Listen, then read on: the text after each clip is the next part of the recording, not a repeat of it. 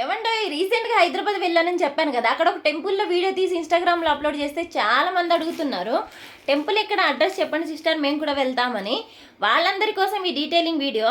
Hyderabad to Warangal వెళ్ళే రూట్లో స్వర్ణగిరి యాదాద్రి తిరుమల దేవస్థానం అయితే నిర్మించడం జరిగింది.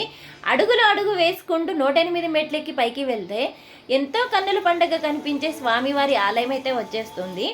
దక్షిణ భారతదేశంలోనే తెలంగాణలోని అతిపెద్ద వెంకటేశ్వర స్వామివారి ఆలయమేనైతే చెప్పొచ్చు. ఎక్కడ రంగులు ఆర్భాటాలు ఏమీ ఉండవు, సిమెంట్తో కట్టి తెల్ల పెయింట్ వేశారంతే. కానీ ఎక్కడ చూసినా ఈ లైటింగ్స్తో ఎంతో కన్నుల పండగగా ఉంటుంది.